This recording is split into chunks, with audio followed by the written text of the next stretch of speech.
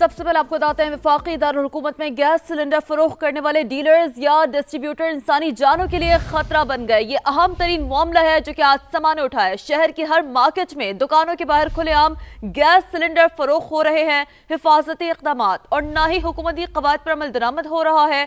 गैर महफूज रीफ्यूलिंग भी किसी खतरे से कम नहीं है। नाजरीन, समा के नुमाइंदा खुसूसी टिक्का खान सानी रिपोर्टर्स के हमरा पहुंचे एक डिस्ट्रीब्यूटर के पास, जो अपने साथी रिपोर्टर शहजाद अली और जहीर अली खान से भी बात करेंगे। आपको दिखाते हैं।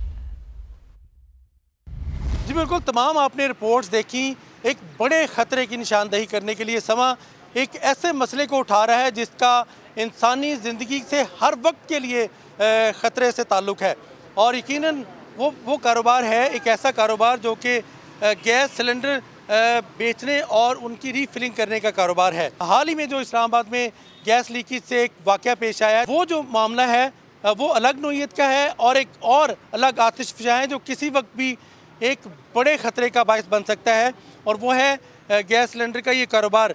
लेकिन सवाल ये है कि न जाने हुक्मरान और जो अरबाब इख्तियार हैं वो इस मसले को, इस ख़तरे को क्यों महसूस नहीं कर रहे, या फिर मुख्तलिफ हल्कों से जो तजावीज़ आ रही हैं या ओगरा की तरफ से जो कवायद बनाए गए हैं उस पर अमल दरामद क्यों नहीं हो रहा। एक गैस सिलेंडर का कारोबार करने वाले एक शख्स है, उनका ये गैस सिलेंडर्स का बिज़नेस है, और हम उनसे बात करते हैं और उनसे मालूम करते हैं कि ये जो रीफिलिंग हो रही है, फ़रोख्त हो रही है, यहाँ रखे हुए हैं इन्होंने, उसका क्या तरीक़ाकार कानून के मुताबिक उसको अपनाया जा रहा है। आपका ये जो सिलेंडर का कारोबार कर रहे हैं और रीफिलिंग कर रहे हैं, इसका कोई परमिट लिया हुआ है, इजाज़त है? जी सर, हमारे पास लाइसेंस है, इसका बाकायदा हमारे पास लाइसेंस प्रूफ हुआ है। लेकिन कभी किसी ने एतराज़ किया कि आपने दुकान के अंदर की बजाय बाहर सिलेंडर रखे हुए हैं जो कि ख़तरे का बायस बनते हैं? CDI वाले बाकी तंग वगैरह करते हैं, तो इसका ये है कि हमारी गाड़ियाँ आती हैं, इधर उतारते हैं, हम फ़ौरन से अंदर कर लेते हैं इनको। दूसरा ये बताइए कि रीफिलिंग का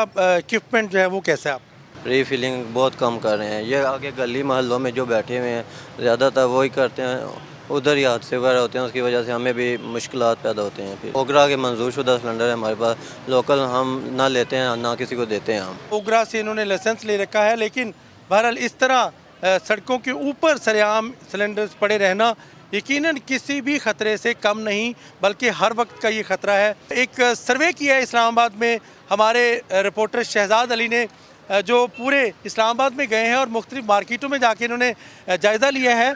उनसे हम बात करते हैं। थैंक यू शहजाद, आपने सर्वे किया, सर्वे की क्या तफसीलात है, आपने इस्लामाबाद में क्या देखा? टिक्का खान सानी साहब, जब ये G72 वाला वाक़या हुआ तो हमारी टीमें मुख्तलिफ सेक्टर्स में जो है वो बाहर निकली। ये तो गैस लीकेज का हुआ है जो G72 वाला है, लेकिन चूँकि सिलेंडर और ये गैस लीकेज के अक्सर ये वाक़यात भी होते हैं। पंजाब और जो फेडरल की रिपोर्ट है वो हमने अभी अपने पैकेज में भी दिखाई है अपने नाजरीन को। तो जब मैं G72 के ही सितारा मार्केट में पहुँचता हूँ तो सितारा मार्केट के अंदर गैर कानूनी रीफिलिंग मिलती है हमें।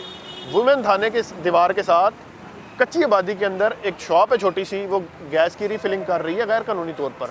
अच्छा, उसके बाद हम आगे निकले, हमने कहा शायद ये इसके बाद आगे जाते हैं, तो हम चले गए कराची कंपनी, एक बड़ा मरकज़ है इस्लामाबाद का, ठीक है। वहाँ पर जब गए तजारती हब के अंदर तो वहाँ पर हमें 2 से 3 ऐसे दुकानदार मिले जो गैर कानूनी ये रिफिलिंग कर रहे हैं। लेकिन टिक्का साहब ये देखिए कि जैसे ही वो कैमरे को देखते थे, हर दुकानदार ने अपने बाहर एक बंदा बैठाया हुआ है चेयर पे या खड़ा किया हुआ है। जैसे ही वो समा का कैमरा देखते थे तो वो फौरी तौर पे या तो अपना कारोबार छोड़ के निकल जाते थे या वो शटर गिरा देते थे ताकि हम उनकी फुटेज ना बना सकें। उसके बाद हम आगे मूव किए, G11 में भी यही काम हो रहा है, ठीक है। उसके बाद कच्ची आबादी है, मेहराबादी, ठीक है, वहाँ पर हम गए तो वहाँ पर 4 से 5 दुकानदार ये काम कर रहे थे। देन हमने मुख्तलिफ सेक्टर में गए, तजारती मराकज़ में गए, वहाँ पर हमने लोगों से जब इस हवाले से बात की तो उन्होंने कहा जी ये तो अर्बन और रूरल हर सेक्टर में, हर इलाके में, तरामड़ी से लेके बाराकऊ, तरनोल से लेके रवात तक हर जगह पे ये रीफिलिंग हो रही है गैर कानूनी तौर पर, ठीक है। और इसे रोकने वाला भी कोई नहीं।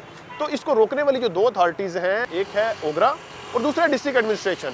डिस्ट्रिक्ट एडमिनिस्ट्रेशन इस्लामाबाद से हम कोशिश कर रहे हैं टिल इस प्रोग्राम की रिकॉर्डिंग तक के उनका कोई मौक़िफ़ सामने आ जाए। हमने उनसे मुतअद्दिद बार राब्ते किए, उनको मैसेजेस किए, उनका रिकॉर्ड भी हमारे पास मौजूद है, लेकिन डिस्ट्रिक्ट एडमिनिस्ट्रेशन इस इशू पर बात करने को तैयार नहीं है, जिनकी ये जिम्मेदारी है कि कीमती जानों को महफूज बनाया जाए, ये जो ख़तरा है इससे। लेकिन वो इस हवाले से क्योंकि उन्होंने शायद कोई कार्रवाई नहीं की या उन्होंने ऐसा कोई एक्शन नहीं लिया इस्लामाबाद में जिसको वो आकर मीडिया पे बता सकें कि ये हमने इतनी कार्रवाइयाँ की हैं, इतने लोगों को अरेस्ट किया है, इतने लोगों के खिलाफ एक्शन लिया है, कोई उन्हें सजा दी है, नथिंग।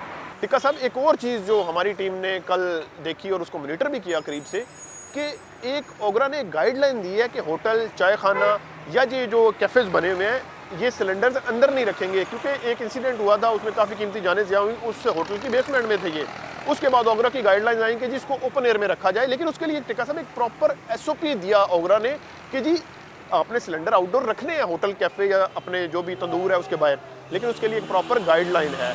अब होटल के बाहर क्या सिचुएशन है वो वीडियो शॉट्स हमारे पास मौजूद है, उसके भी वो भी चल रहे होंगे स्क्रीन पे, कि होटल में जहाँ पर 50, 100, 200 बंदा बैठ के खाना खा रहा है, उसके साथ ही एक लंबी लाइन सिलेंडरों की पड़ी हुई है। ठीक है, अगर अल्लाह न करे वहाँ पे कोई इंसिडेंट होता है तो वहाँ पर 100, 200, 500 लोग जितने भी उस होटल के बैठे हुए हैं सिटिंग में, वो सारे के सारे डायरेक्टली उससे जो है वो मुतासिर होंगे। इस हवाले से भी हमने जो है वो कोशिश की है कि ये मामला भी जो है वो इंतज़ामिया के सामने और ओगरा के सामने लाया जाए कि आपने जो गाइडलाइन दी है, क्या जो दुकानदार है, क्या जो होटल मालिक है, कैफ़े मालिक है, चाय खाने का मालिक है, तंदूर का मालिक है, वो उन SOPs पे अमल कर रहे हैं। क्योंकि अल्लाह न करे अगर किसी भी किस्म का इंसिडेंट होता है तो उसमें फिर कीमती जानों का ज़िया होगा, फिर उसके ऊपर फौरी तौर पे आपको पता है इंतज़ामिया की फुर्तियाँ भी हमें नज़र आती हैं 1-2 रोज़ के लिए, लेकिन उसके बाद फिर ये मामला जो है ये रफा दफ़ा हो जाता है, रूटीन में ये चीज़ें चलती रहती हैं। यकीनन अलार्मिंग सूरत हाल शहजाद ने जो बताई वो अलार्मिंग सूरत हाल है फेडरल कैपिटल जैसे शहर में, और न सिर्फ मुज़ाफ़ात और शहरी इलाकों की बात कर रहे हैं। मैं बात करूँगा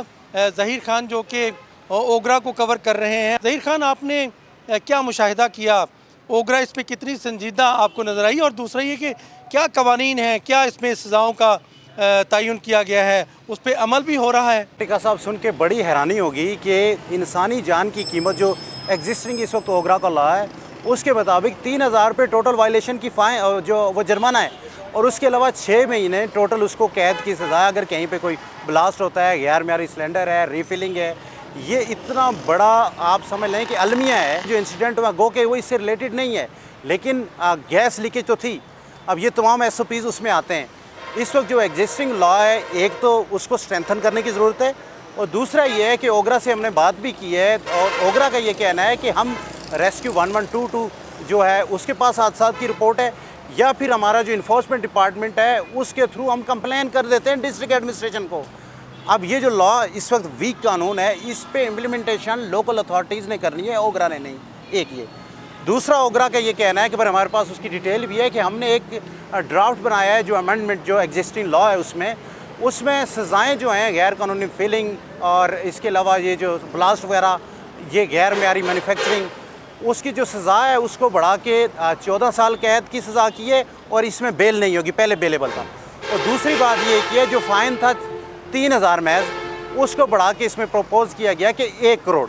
और दूसरा जो लॉ है उसमें जो गैर कानूनी मैन्युफैक्चरिंग हो रही है और रीफिलिंग, उसके लिए ये किया है कि जो एग्जिस्टिंग लॉ है उसमें सज़ा है टोटल 10 साल की, उसको बढ़ा के 4 साल इजाफा किया गया है, और साथ में ये किया गया है कि जो फ़ाइन था 2 करोड़ का उसको 1 करोड़ पे लाया गया है। और ये लॉ गुज़श्ता 2 माह से इस वक्त कैबिनेट डिवीज़न में मौजूद है। ओगरा के मुताबिक इस वक्त वजारत कानून है, इंटीरियर है, वहाँ से तो उनको इनपुट आ गया है, लेकिन आगे लेजिस्लेशन ना होना ये बहुत बड़ा सवालिया निशान है ओगरा के लिए भी और वजारत पेट्रोलियम और हुकूमत के लिए भी, चूँकि कई हादसा हो गए हैं जिसमें ये खाली एक आयल वाला नहीं है, इसमें बॉजर हैं बहुत सारे, उसके अलावा आयल टैंकर हैं। ये सारी लेजिस्लेशन जब तक नहीं करेंगे झुलसते रहेंगे, इंसानी ज़िंदगियाँ ज़ाया होती रहेंगी, और उसके बाद कानून साजी करेंगे। ये बहुत बड़ा सवालिया निशान है जो ओगरा में तस्लीम किया है। कई बार स्टैंडिंग कमेटीज़ में भी ओगरा चेयरमैन ने ये कहा कि हमें स्ट्रेंथन किया जाए, लेकिन स्ट्रेंथन तो अब जाके 2 माह ये डिले हो सकता है।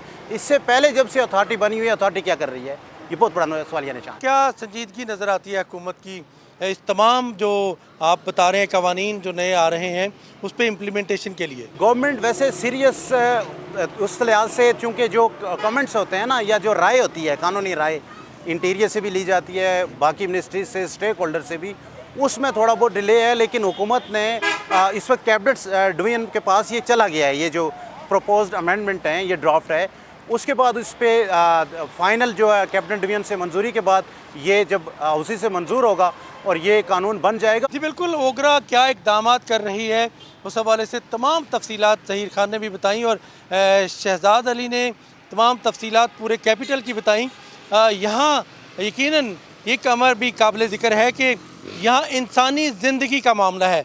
जो कवानीन बनने चाहिए वो इंसानी ज़िंदगियों को बचाना तरजीह होनी चाहिए उस हवाले से, ना कि हुकूमत अपने मुफादात के लिए जो कवानीन बना लेती है उस पर फ़ौरी अमल हो जाता है और यकीनन इसको कोई पूछने वाला नहीं, सिर्फ SOPs बना दिए गए, अमल दरामद नहीं हो रहा। और यकीनन हमें किसी हादसे का इंतज़ार रहता है, उसके बाद ही हम फ़ौरी तौर पर हुकाम जो है, अरबाब इख्तियार जो है वो मुतहरिक होते हैं और उन कवानीन पर अमल दरामद की बात करते हैं। हुकूमत को इस मामले का ख़ास तौर पे वज़ीर-ए-आज़म को सीरियस नोटिस लेना चाहिए। टिक्का खान सानी, ज़हीर खान और शहजाद अली को इजाज़त दीजिएगा। अल्लाह हाफ़िज़।